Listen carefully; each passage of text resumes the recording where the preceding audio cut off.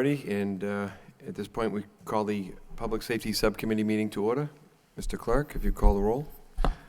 Council Broderick. Here. Councilor Elliott. Councilor Nguyen. Here. Two present. Thank you. This is a follow-up meeting to the meeting we had, a special meeting of the entire City Council.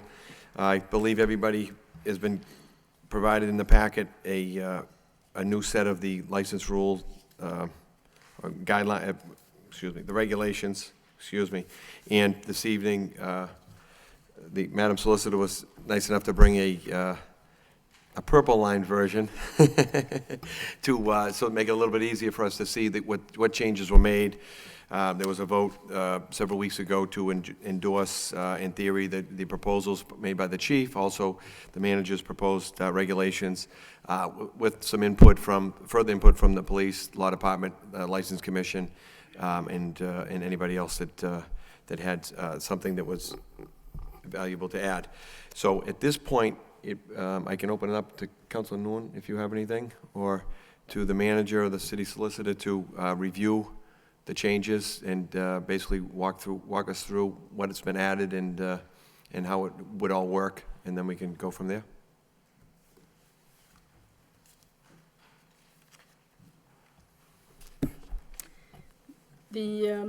Also, the council had received a cover letter, which, if you don't mind, I'll just read through part of that, just to put this in a context.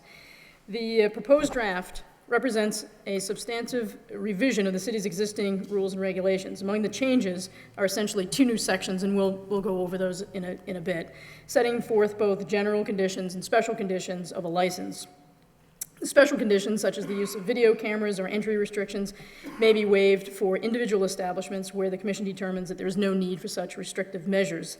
The general conditions, which, if adopted, will apply to all license holders and now include such items as posted code of conduct, requirement of outdoor seating area, or smoking area rather, where possible, prohibition of events aimed at 18 to 20-year-old patrons, regulations on promoters, sections on removal of garbage, tips training for managers, prior approval to changes of the premises or their operations, and certain aesthetics requirements. Also new to the regulations are a provision to reduce the hours of individual establishments based on the public need, an expanded abutter notification requirement, notification to insurance companies of any police complaints, as well as a new mechanism for addressing citizens' complaints.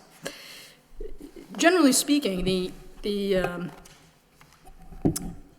these regulations will go before the License Commission. If the council has any specific comments regarding these, we could make some changes to it. One area that we can turn to, the area of general conditions and special conditions. The thought behind that was that we would add to the number of general conditions to any license holder, which was done, and you can find that on pages.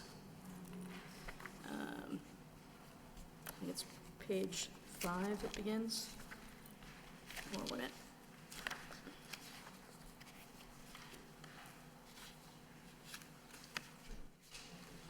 Page 7.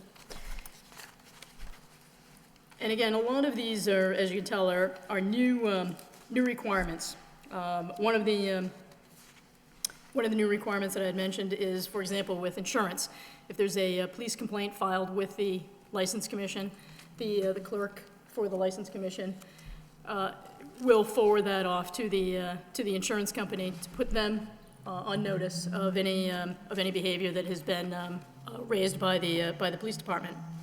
We also have some new regulations with respect to promoters and events put on by promoters, which are designed to, again, give the License Commission more control over who the promoter is and give them an opportunity to meet the promoter and check out their background. There's the tips training, and which is going to be very important. There's also a requirement for the tips training that there be resumes included with the managers in particular of these establishments. With respect to the special conditions could be addressed either as it is now, which essentially These special conditions would apply to all license holders. However, waivers could be obtained for any or all of these special conditions.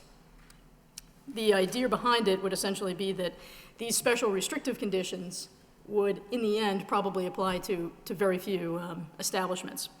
The other way that we could address this is to simply reserve the right in the rules and regulations to have the License Commission have the authority to, in addition to all of the general conditions, to add certain special conditions onto a particular license when the need arises. And those special conditions, again, could range from things like video cameras, a one drink per patron rule, even things such as a police detail either inside the establishment or probably more appropriately outside the establishment.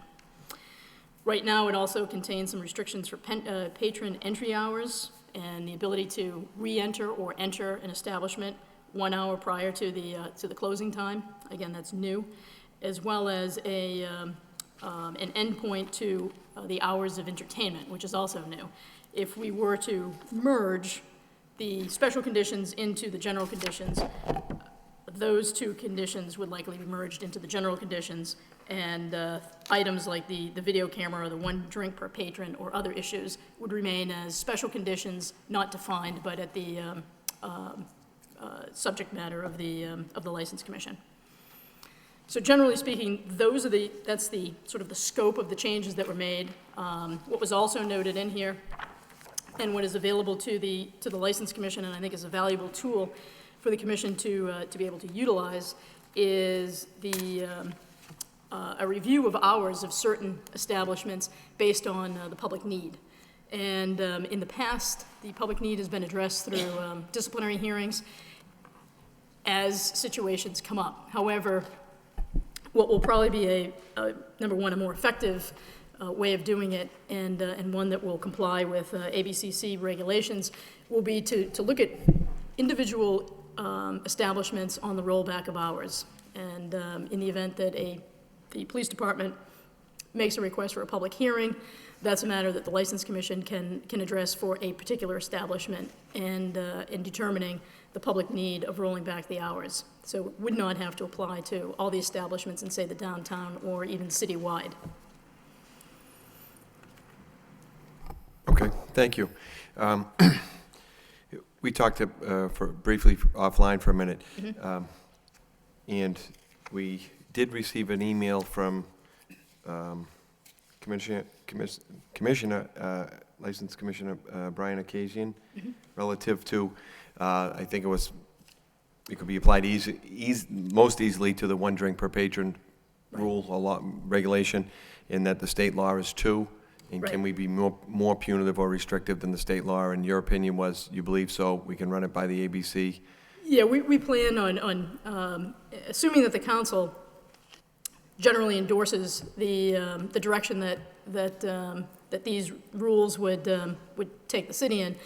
These would then be sent back to the License Commission. They likely would hold a public hearing prior to instituting perhaps these changes in their rules. One of the things that should be noted, however, is that, and Ryan Wynn is here this evening, when Ryan issues these licenses, he has the licenses with language on it that contains that the license is subject to any rules and regulations as well as state regulations. So any changes to the state laws as well as any changes to our local rules will automatically apply to all license holders, which puts the city really in a very good position to be able to make these kinds of changes without having to wait until the license actually would expire. With respect to the one drink per rule, it may be something that the License Commission opts not to follow. It was a recommendation that came from the police department, and it was in fact incorporated in here. There was a concern raised as to whether we can be more restrictive than the state. As far as we can tell, there is no existing case law indicating that the rules and regulations of the ABCC are intended to be preemptive of any local rules and regulations. And absent that, generally speaking, local regulations can be more restrictive so long as they are not repugnant or conflict with the state regulations. In this case, I think if we were trying to enact say a 3-drink per patron rule, that would certainly conflict with what the state had in mind. Making it more restrictive is likely something that we can do, but it's certainly an issue that should be looked at, and it's a good thing to be zeroing in on. It's certainly an issue. Okay, so is it, generally speaking, we're going to maybe take some action tonight that would send it to the License Commission for final review and in confirmation of some of these potentially legal issues? Right. The real work here, I think, the detailed work of continuing to go through these will need to ultimately be done by the License Commission. We were able to get a bit of a jump start on that by sitting down with at least one member of the License Commission and going over this draft. And but that process will certainly continue in again much greater detail as we go and meet with the entire commission. Okay. If no one else objects, could I ask, do you have the superintendent's mandatory compliance handout? It's probably one of the few things I save and I could find. Maybe if we could just go through this to see what are general and what might be special conditions that could be waived, per establishment, so to speak. We've got the alcohol. Number one was the alcohol server training for all servers, bartenders, and managers. That's mandatory? That's mandatory. General? It's in the general conditions. Okay. Video cameras, we talked about that. That's a special, so that could be waived. Mm-hmm. We've got patrons, 1 drink per person. Special. Special. Not allowed in the establishment after 1 o'clock. That's special right now. Yep. All entertainment ending at 1, that's special as well? Yes. By the way, those two, again, that if we were to go in a different direction with these special conditions, those are 2 conditions that at least the law department would recommend that they be rolled into the general conditions, because those are conditions that you really want in place regardless. However, they may impact, for example, the entertainment issue may impact a smaller establishment like the back page, where they may have entertainment for a reason that they want to continue right up until about, say, 15 minutes or so before closing, depending on what's going on at the evening, if it's a special event like a Kerouac special or something. Okay. No alcohol service after 1:30? Oh, that's in the general. General, okay. Lights on at 1:40? Is that in there? General. Okay. Promoter's license, that's general. And we just had, I think, 3 suggested compliances. Video cameras we already dealt with. Posting of establishment expectations for the guests at the entrance, general. Yeah, the code of conduct. Yeah. And this one was interesting, sharing of no trespass orders amongst establishments. That's something that's not Can't put that contained. in the regs, but I think it's something that can be encouraged maybe and Correct. Right. somehow.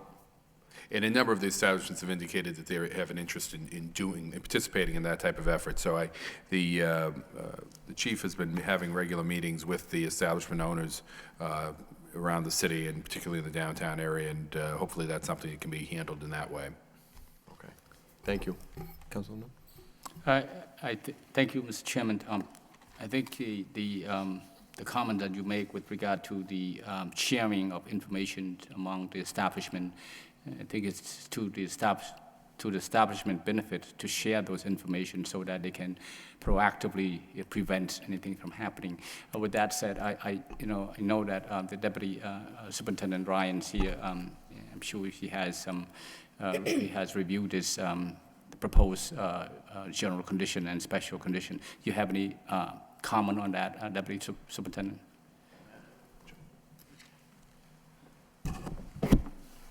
Thank you, Council. Basically, just briefly, I'll just say that the police department has reviewed these new regulations and support them wholeheartedly. They were as a result of the police department and manager getting together and putting these regulations together and try to, respect everybody's position on it. And we do believe that they will be an assertive step towards quelling the issues that brought us here today. several of them are in law and common sense. Some of them, the conditions that can be waived, we'll leave that to the, the licensing authority to make those determinations. But in general, we support this. Thank you. Any questions? Okay. Thank you, Deputy Superintendent. Mr. Chairman, if I may, to the Madam Solicitor, you probably have offline communication with certain commissioner, licensed commissioner. Did they get a chance to look at this, or at least skim through it? And did you hear any comment or suggestion or any concern that they may have expressed to you on this? Not yet, other than the email from Commissioner Akazian, and But we did have a meeting with the commissioner, the solicitor, and the police chief did have a meeting with one member of the commission to sort of go over these ideas. So there was feedback at that meeting, and then that subsequent email that came through. which, under the, for public meetings and posted meetings, we couldn't meet as a group, so we met with one.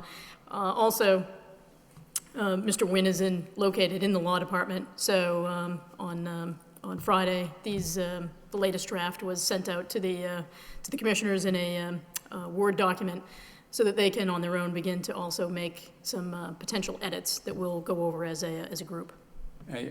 This is a comment I make with regard to the public concern or the resident concern and issues with certain establishments. I like the idea of having allowed them to, to come and ask for a rollback in hours and of operations. And they don't have to have something happen. I like that idea quite a bit. But thank you, Madam Solicitor. Thank you, Mr. Chairman. Thank you, Councilor. Councilor Mercia? Thank you, Mr. Chairman. I'd just like to preface my remarks by saying and giving you a picture of the root cause of what brought us here.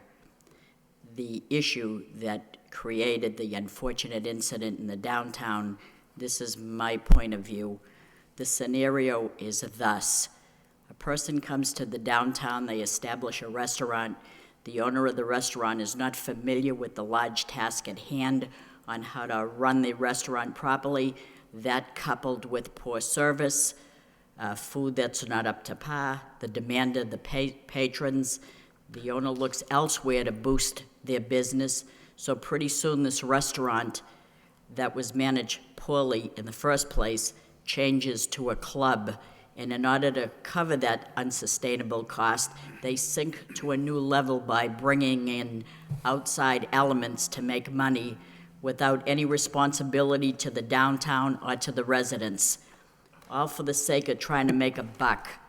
That being said, these rules, in my opinion, are going in the right place so that this doesn't happen again.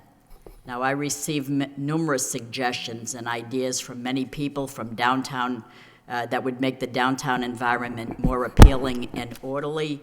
These came from Michael Gallagher, an attorney and downtown business owner, residents of Market Mills, numerous residents from the downtown, neighborhood group leaders, to Scott Platt, restaurant owner and a person who's very knowledgeable firsthand on how to operate a business successfully and what is expected when you do own a restaurant. So I've submitted these comments, and I'm delighted to say that I'm very much happy with the draft. And I endorse these changes because I'm very, very grateful, and I'm sure the neighbors are too. Now, I'm concerned, no alcohol served 30 minutes prior to the closing time. That's great. Video cameras, and they have to be approved by the police department and the license commission. If the license commission adopts these and supports this, cameras that must be available for viewing by the police department and saved for 90 days. All these things are helpful.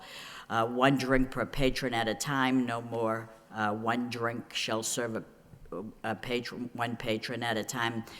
Patrons shall not enter or re-enter the establishment 1 hour before closing, the training of the managers and employees, and it defines the manager's responsibility. So there's no, I don't know where we're going with this. I don't know what's expected of me. We do know what's expected. Those events that caused all this ruckus resulted in something good happening. These new rules that'll be in place will guide people and make the downtown more compatible to everyone's needs. Only if the rules are properly enforced and if the businesses follow the rules and they're reprimanded sternly if they don't follow the rules. So I want to just say to everybody involved, Christine, our solicitor, very, very good, to Superintendent LaValle, the manager, the people that had an input into this. This is what coming together is all about. So we've got the rules in place. We're going in the right direction, and those are my comments, and I endorse it. Thank you. Thank you, Councilor. Councilor Laurie? Thank you, Mr. Chairman.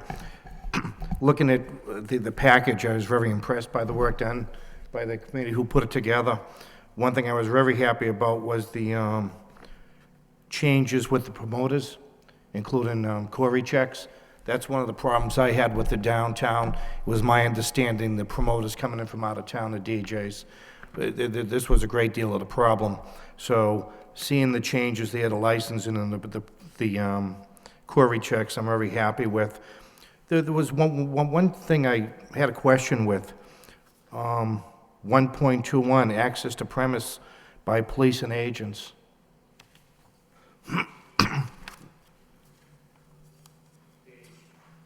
Page 5. Yeah, thank you.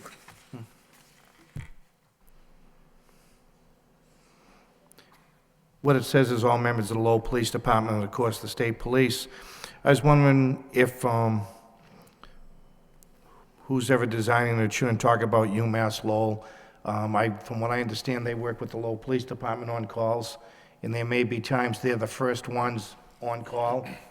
And I think a large group of the patrons downtown now are students. I think there was a situation last year where there was a problem with ID cards, bad cards, and I think the Lowell police might have gone down. So that was the only question I have. When they're called in, do they have access? Yeah, I believe that we have, the arrangement we have with the UMass Lowell Police is a cooperative agreement, cooperation agreement, but perhaps the deputy could. The University of Massachusetts Police Department are not by, ordinance, agents of the License Commission like Lowell Police Department are, and as you know, like state police that are working in the city with us. Certainly, if in a situation in a licensed liquor type of violation, a concern, or investigation, they wouldn't be acting independently. They could come with us and assist us, but we'd certainly want to make sure that a representative from the city and a representative from the License Commission was there. So, I don't foresee a situation where they would necessarily be acting independently on one of those investigations. Right. Mm-hmm. That's true. They could be there first, but again, that license would still be issued by the city. So it just, there's no objection from the police department to include them if that was the will of the city council or the license commission. It's just that as it stands right now, as I'm standing here, I don't see a real need to do that. But No, it's just a concern I had. When I read it, I looked at if the Lowell police had a call for assistance and they were there first, and an owner said, well, you work for the university, not for the city, and they're actually responding to an aid call. yeah, again, that might be something that the license commission may want to address, and we can bring it forth. But That was the only question I had. like I said, the police department doesn't have any objection to working with the UMass Oh, Police no, Department absolutely on not. any level. It was only if you requested mutual aid, they were there first, and someone said, hey, you're from the university, not the city. Certainly. So that was my question. Thank you. Thank you, Councilor. It's brought up another thought that I forgot is along those lines. What about the fire department? Should they be listed? They're, I believe this came right out of statute in terms of who are the actual legal agents of the License Commission. And obviously, it would be the Lowell Police Department and the state police by virtue of their, these being actually state licenses that the local licensing authority is issuing. So I'm not sure if they have the right to go in as fire inspectors. So they wouldn't necessarily have to be covered under the liquor laws. So they don't need to be listed here. Okay. And they would only be enforcing, they wouldn't be enforcing the liquor provisions, they'd be enforcing the fire codes and the statutes. Okay, thank you. Councilman Dodson? Yeah, well, I'd agree that this addresses a lot of the issues that came up.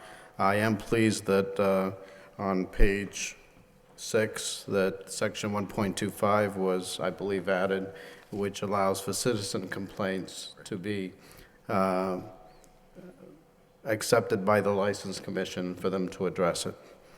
So that's, I think, a step in the right direction, puts more eyes on the issue. There is a section I had a question about. I'm not sure if it was added, if it was already there. I'm trying to find out. Here it is. Section 2.13, page 10. It involves having a clear view of the premises interior. And my question of that is, obviously, if it's on the ground level, that's easy enough to determine whether there is such a thing. There are some establishments that don't have any windows. Doors don't have windows other than maybe too high to view through. And also for establishments that are above the ground level. Would there be anything that we could do to have the licensee open it up so that there'd be a better view of those premises? It's a tough question, I know, because it goes beyond licensing, I believe.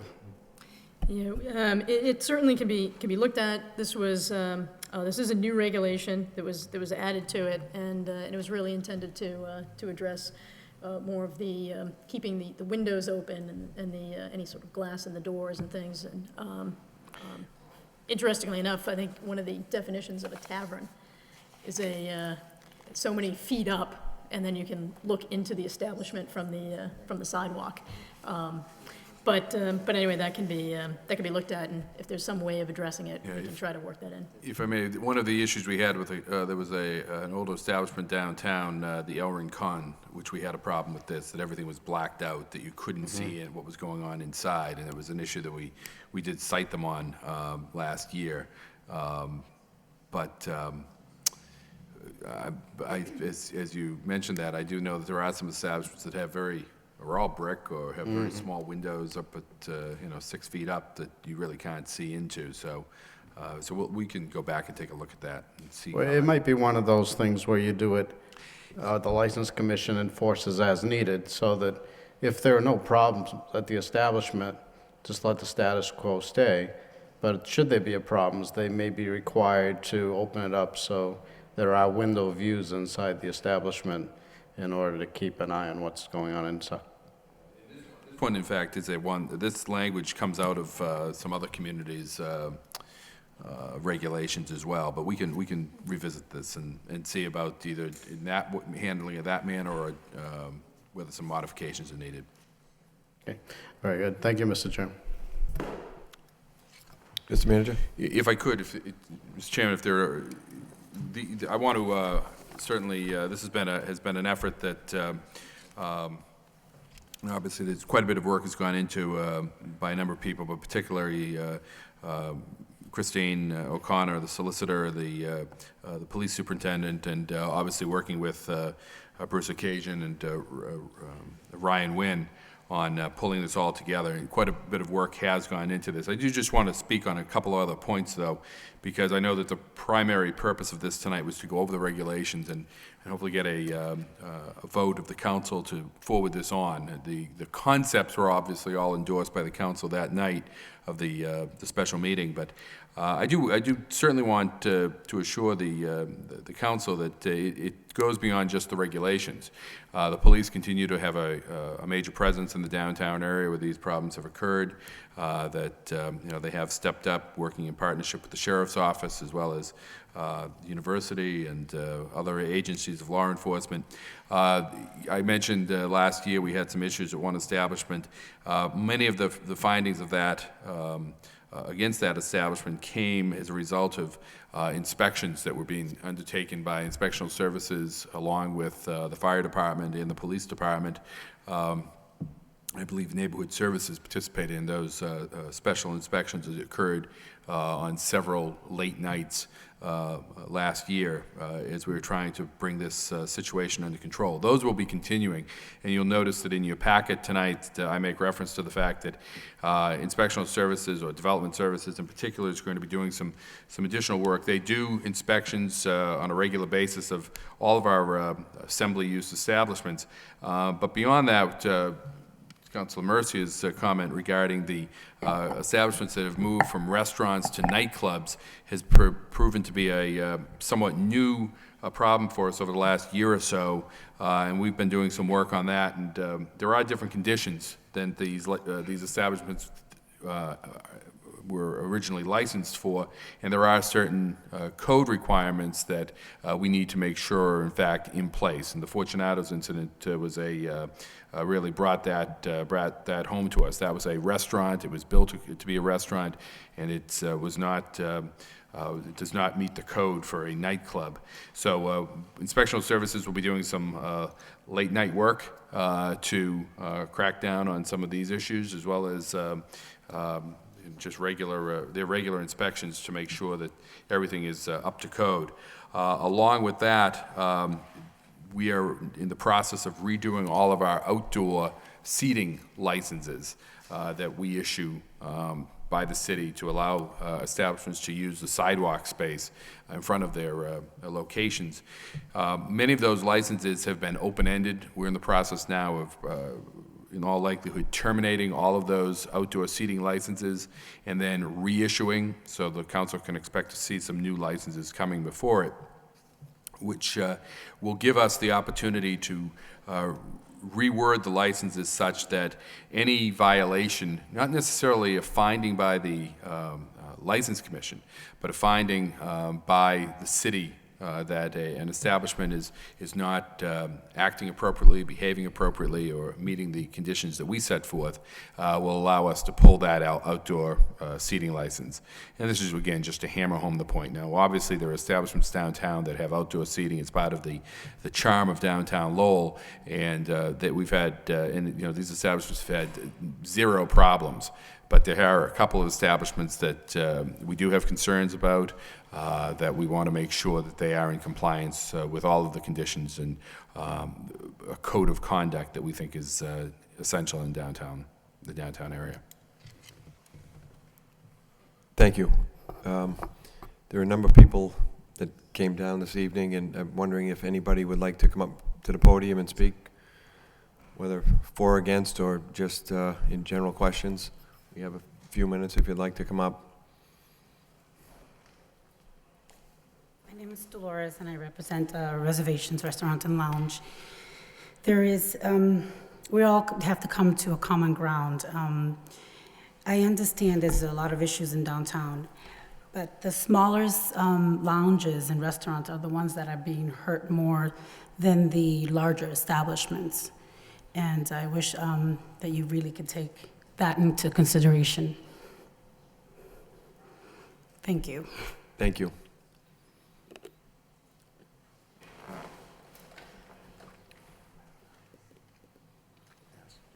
Hi, my name is Dick Capalla. My wife and I own Cappy's Copper Kettle. I've been there for 47 years. It seems like every 5 or 10 years we run into a problem like this.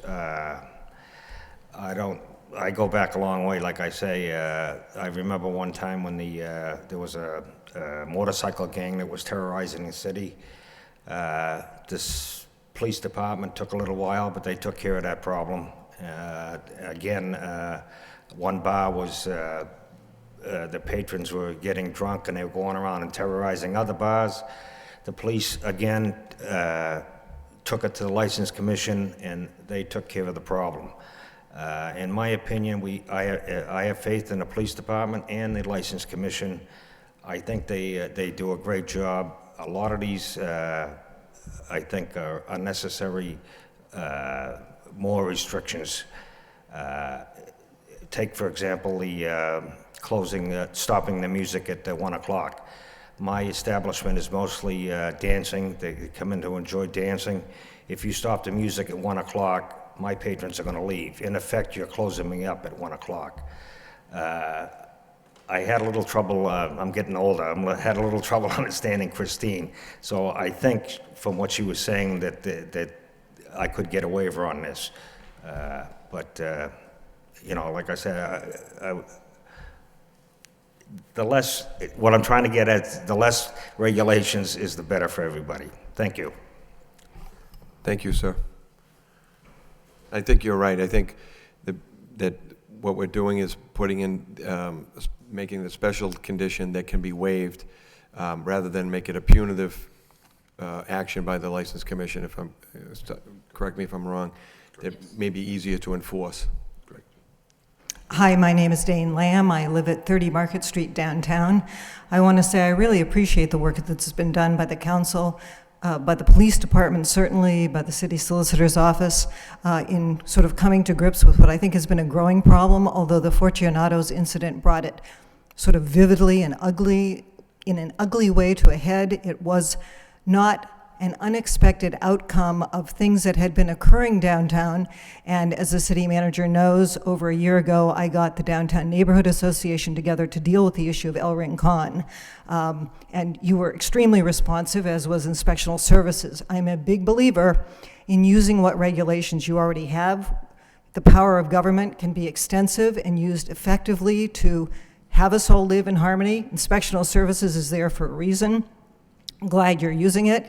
With respect to new regulation, I am, my company, we are registered investment advisors. We're registered by the SEC.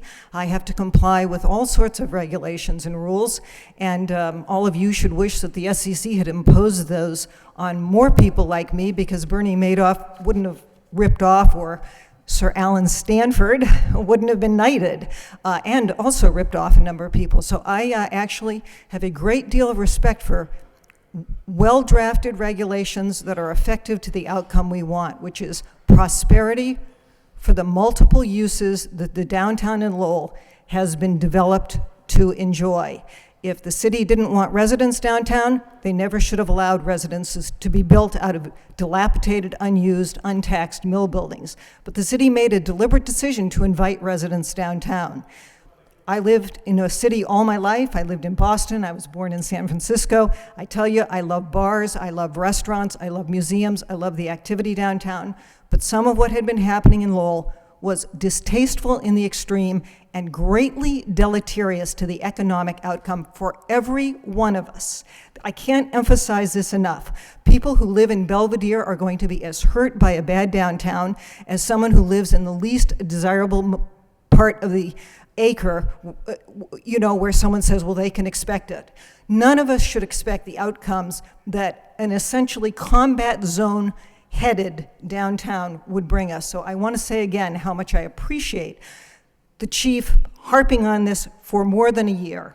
So it wasn't just Fortunatos. How much I appreciate all of the neighbors coming together, and how much I appreciate the response of the city government. And the one thing I'll say is, and that I haven't really appreciated, is until recently the attitude of the License Commission. So it is terrific to see them be responsive. It is terrific to have them realize that they too are acting on behalf of public need, not merely license granting and hour permitting. And it is terrific to know that they will be holding some of their meetings at 6:30 in the evening so that residents can attend, and in fact, the License Committee members who have other obligations during the day and run late can also make it on time. So I just wanted to, you know, add my piece. Thank you. Thank you. Anybody else would like to speak? I'd like to thank everybody for coming down. Deputy Ryan, here on behalf of the superintendent, manager, solicitor, everybody. Thank you for your long hours in putting this together. I think Councilor Elliott would like to say something. I just had a question. I hope it wasn't answered earlier. I apologize that I was late for the meeting. But approximately how many police officers do we have in the immediate downtown on the weekdays or versus the weekends? Is it pretty much a constant? Are there more police officers on the weekends downtown? Yeah, what we've done is, because staffing, the way our schedule works, it's a rotating schedule. We make every effort to have a walking officer downtown during the day. We have a motor officer downtown during the day, as well as all the specialty units that go back and forth across the city that find themselves in the downtown. We have our training center downtown. In the evening, we make every effort to have a walking officer in this area. In addition, on Thursday, Friday, and Saturday nights over the many, many months, utilizing the funds that the city council has provided us, we have put additional officers downtown. So what we do is we hire for a short duration during that period prior to closing and after closing on the Thursday, Friday, Saturday nights that we know are the largest volume.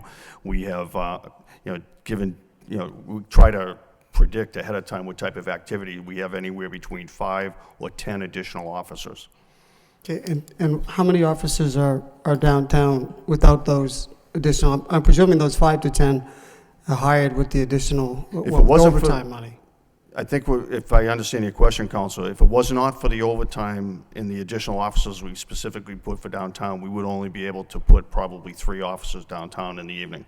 Two cruisers that kind of share an area in the downtown, and then an additional walking officer.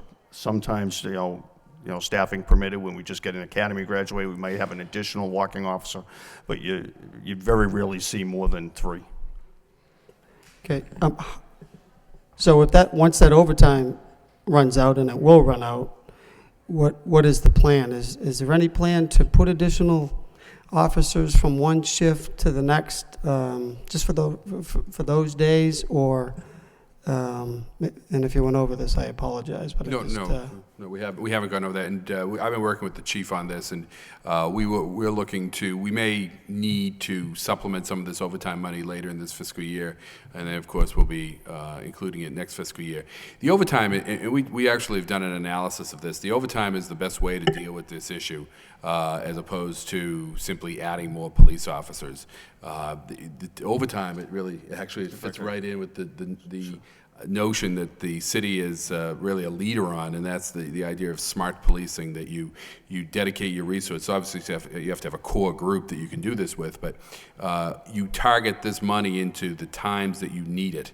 So it's an incredible, and I can get this to the council, it's an incredible calculation when you look at what we can buy with a certain amount of money. For the money that it costs us to buy 2 police officers that would work only some of the hours that we need them to work in the downtown area when the establishments are an issue, versus how many hours we actually can buy with that same amount.